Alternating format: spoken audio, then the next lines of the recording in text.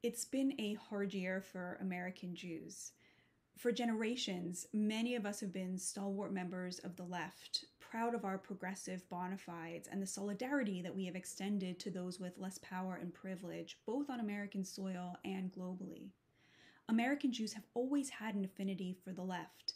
As new arrivals here, we were overwhelmingly working class and brought a keen sense of the injustices suffered in the old country into the labor movement.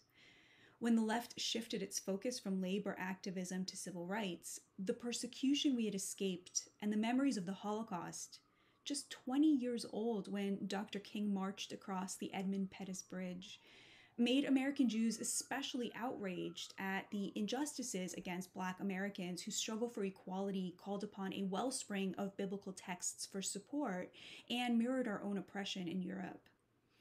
Even as the left moved into a more identity-based iteration at the end of the 20th century, progressive American Jews felt that it was our role as people with privilege to stand with the oppressed, be they women or LGBTQ communities or undocumented immigrants. Yet, after Hamas's brutal October 7th massacre of 1,200 innocent Israelis, many were shocked to find that the left no longer had an affinity for American Jews. American Jews felt abandoned by the left, which seemed eager to erase, excuse, whitewash, or even celebrate Hamas's crimes against our brothers and sisters. For many Jews, it was a shocking wake-up call, leaving them feeling politically homeless. I can empathize. It's a process I went through 5 or 6 years ago myself. That's when it became clear to me that the left hadn't just left us. It had left the very values that drew Jews to the left in the first place. And yet, since then, I have come to believe that there is an inheritor of those values, especially the pro-labor approach to the economy. And the case I'd like to make to you today is that the inheritor of that tradition of American Jews is Donald Trump.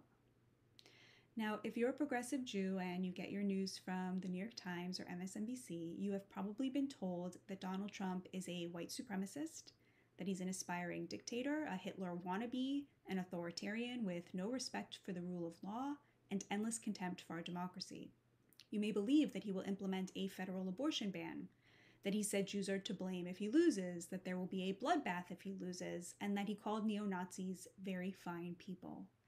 And I understand why all of this feels disqualifying, but let's take the example of Trump calling neo-Nazis very fine people. Here's the clip. And you had some very bad people in that group, but you also had people that were very fine people on both sides. You had people, and I'm not talking about the neo-Nazis and the white nationalists, because they should be condemned totally. But you had many people in that group other than neo-Nazis and white nationalists, okay? Can you see how the media cropped the clip to give you a false impression by erasing the part where he made clear he wasn't calling Nazis fine people? There are unfortunately many such cases. He promised to veto a national abortion ban. You may not know that. The bloodbath comment was about the auto industry. Here's the clip of Donald Trump saying he'd be a dictator. I love this guy. He says, "You're not going to be a dictator, are you?" I said, no, other than day one. We're closing the border and we're drilling. After that, I'm not a dictator, okay? Now, beyond the fact that Trump is very obviously making a joke about how he is perceived by Democrats, the extent of being a dictator that Trump is planning for day one, if we were to take him at his word, is to implement totally legal executive orders on the border and on American energy.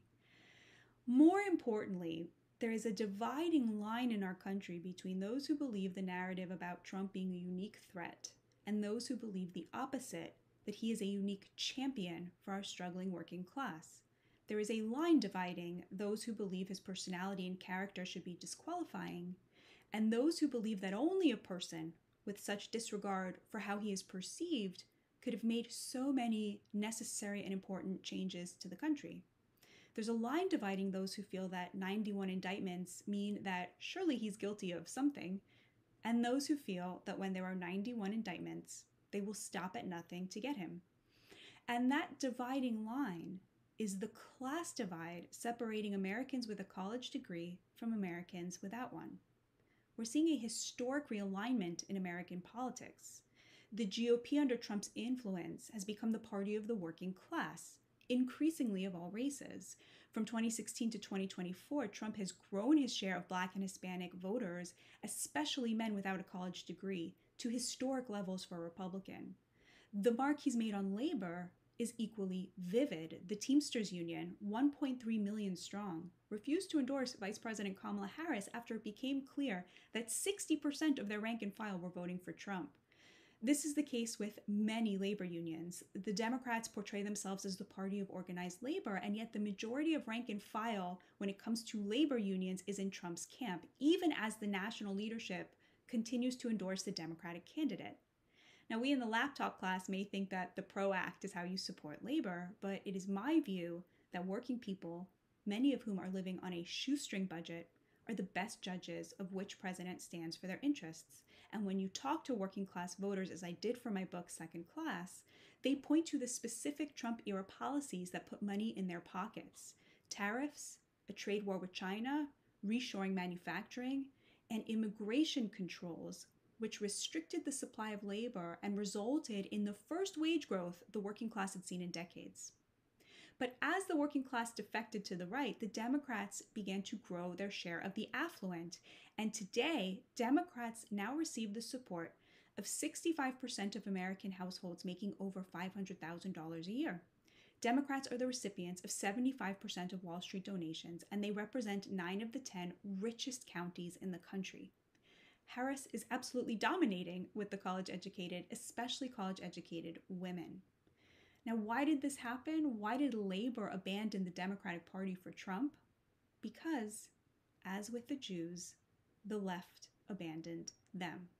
Today's progressive movement is less about labor or rights and more focused on identity, equity, and a sense of responsibility to the global oppressed.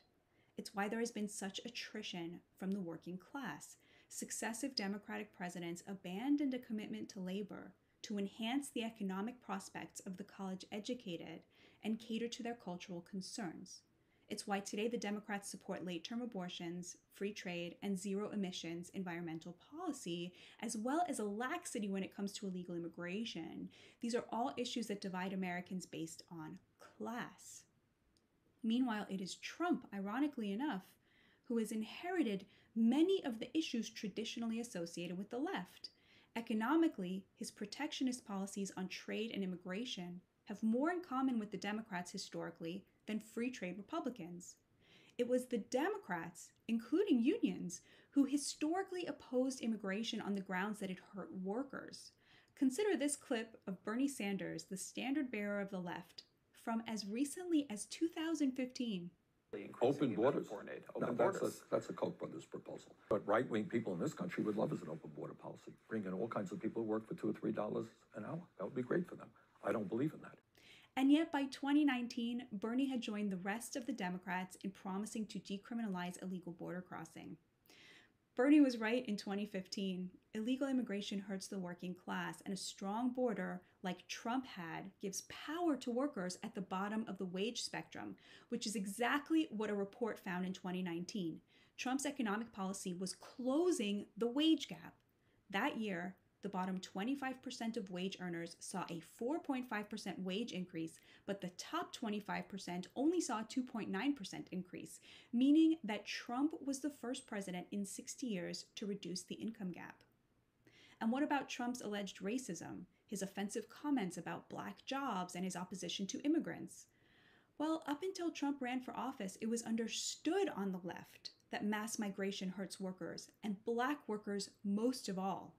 A 2010 study by the U.S. Commission on Civil Rights found that the large immigrant inflow from 1980 to 2000 resulted in a labor supply shock that increased the number of workers in the U.S. by 10%, accounting for 40% of the overall 18% decline in black employment rates and 10% increase in the incarceration rate of black high school dropouts.